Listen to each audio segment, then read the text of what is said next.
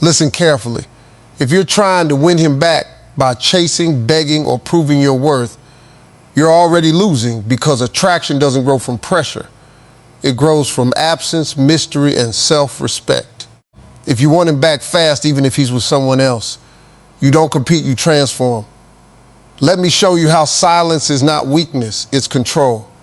When someone rejects you, the natural instinct is to reach out, to explain, to fix what feels broken.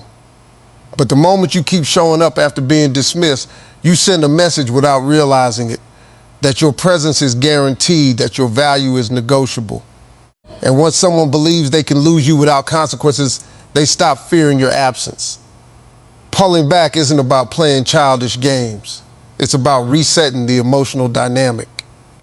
When you remove your constant communication, your attention, your reactions, you create space. And in that space, something powerful happens. The noise disappears and your absence becomes loud. He starts noticing what's no longer there: the text, the care, the emotional availability he once took for granted. People often think silence means doing nothing, but real silence is active. It's choosing yourself every single day instead of choosing to chase someone who already walked away. It's redirecting your energy into your own life, your own growth, your own peace.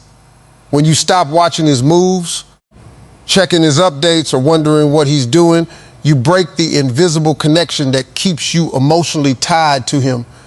What makes this so effective is psychological.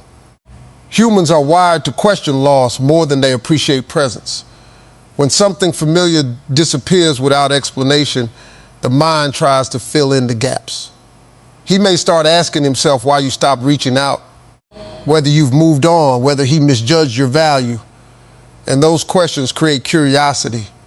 And curiosity often turns into attraction. But this only works if your silence is real. If you disappear but secretly wait for him, stalk his life, or prepare what you'll say when he comes back, then you're still emotionally available. True silence means detachment. It means you're not using distance to manipulate him. You're using it to rebuild yourself. Over time, your energy shifts. You stop reacting, stop chasing, stop proving. And when that happens, your presence gains weight again. Because now access to you is no longer easy. It has to be earned. The moment you start comparing yourself to another woman, you've already stepped into a losing position.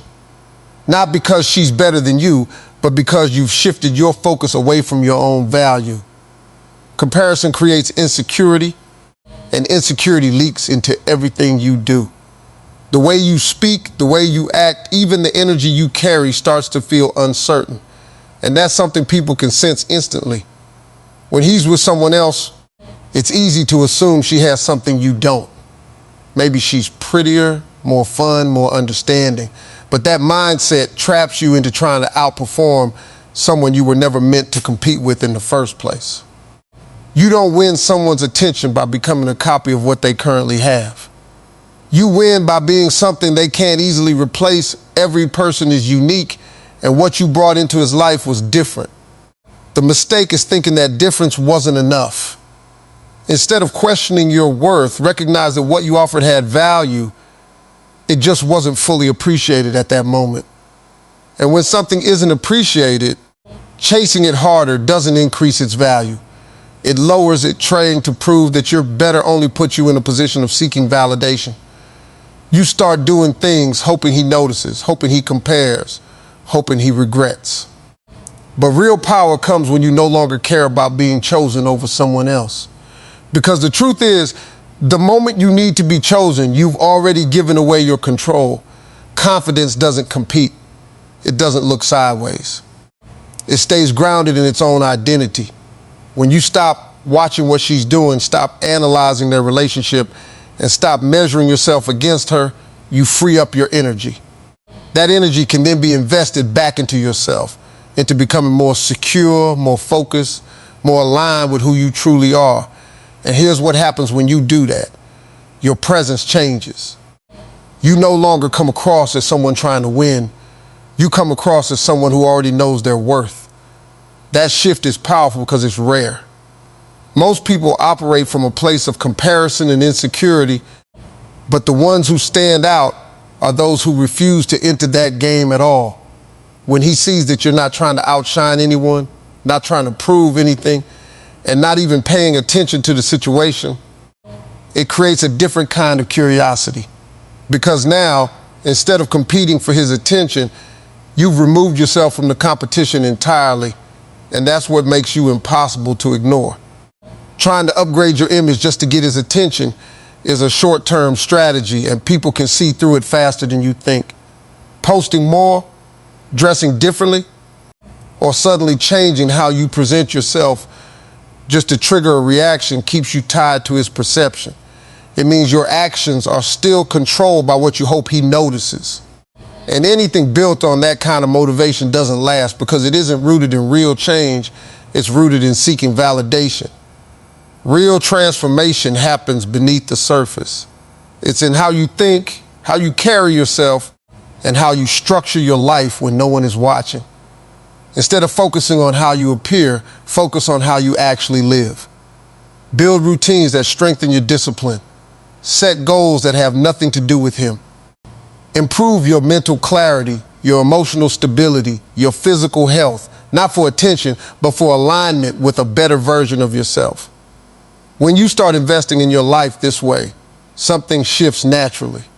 Your confidence becomes quieter but stronger. You don't feel the need to prove anything because you know what you're building. That kind of energy is different from someone trying to impress. It feels grounded, real, and independent, and that's what makes it attractive. People are drawn to those who are moving forward with purpose. When he sees that your life didn't pause after he left, that in fact, it started evolving in a more focused and powerful direction. It challenges the image he had of you. He expected you to stay the same, maybe even to struggle without him. But instead, he sees growth. And growth creates distance between who you were and who you've become. This isn't about becoming perfect. It's about becoming intentional.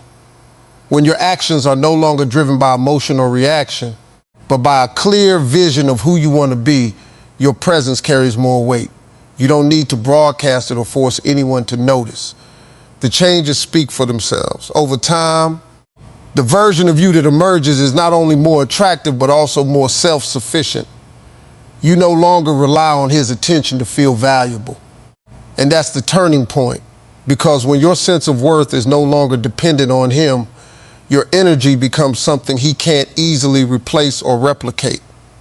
Emotional control is where most people lose their power without even realizing it. The moment he reaches out, especially after distance, your emotions spike: excitement, anxiety, hope. And if you respond from that place, you hand over all your leverage in seconds. Quick replies, long explanations, emotional reactions. They signal that he still has immediate access to you, that nothing has really changed. What matters isn't just whether you respond, but how you respond. When your replies are instant and emotionally charged, it shows predictability. He knows exactly where you stand, exactly how you feel, and that certainty removes the challenge. But when you slow down, when you create space between his message and your response, you introduce something unfamiliar: uncertainty. Uncertainty shifts the dynamic. It makes him think instead of assume. He starts questioning your emotional availability, wondering if your feelings have changed, if your attention is no longer his by default. And that shift in perception forces him to invest more effort just to understand where he stands with you. Controlling your emotions doesn't mean being cold or fake. It means being intentional. You don't ignore him out of anger, and you don't engage out of desperation. You respond from a place of balance: short, calm, composed. You don't overshare, you don't revisit the past, and you don't try to recreate the connection too quickly. You let things unfold slowly on your terms. This also requires internal discipline, because controlling your response externally starts with controlling your reaction internally. You may feel the urge to reply instantly, to say everything you've been holding in, to pull him back emotionally. But resisting that urge is what builds your strength. It shows that you're no longer operating from impulse. You're operating from awareness. Over time, this changes how he interacts with you. He begins to approach you more carefully, more respectfully, because he can no longer predict or control the interaction. And when someone has to think twice before speaking to you, it means your presence has gained value. Right now, he feels comfortable because a part of him believes you're still there. Maybe not fully in his life, but still emotionally connected, still reachable, still an option in the background. And as long as that belief exists, there's no urgency for him to feel your absence. People don't value what they think they can return to at any time. That's why reducing your presence isn't enough. You have to remove it in a way that's real. No checking in, no indirect messages, no subtle reminders that you still care. Because even small signals keep the connection alive. They reassure him that despite everything, you haven't truly let go. And that reassurance keeps him comfortable where he is. When your presence is constant, even in small ways, it becomes part of his normal. Your attention, your energy, your reactions, they blend into the background. But when that disappears completely, it disrupts that normal. Suddenly, something that used to be predictable is gone, and the absence creates a gap that he can feel. Humans are more affected by loss than by presence. When something meaningful is no longer accessible, the mind doesn't just forget. It tries to understand. He may start replaying memories, questioning his decisions, wondering why you're no longer there in the way you used to be. That internal questioning is what creates emotional impact. But for this to work, the absence has to be genuine.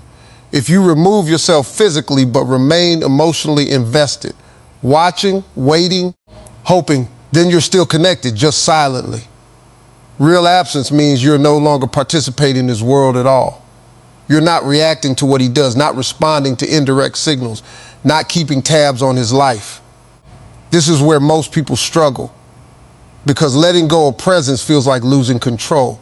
But in reality, it's the opposite. By stepping away fully, you regain control over your own energy and attention. You stop feeding a situation that no longer serves you, and you allow space for something to shift, either within him or within yourself. And when that absence is felt deeply enough, it changes how he remembers you. Not as someone who was always there, but as someone who chose to walk away completely. And that kind of disappearance is hard to ignore because it forces him to confront what life feels like without you in it.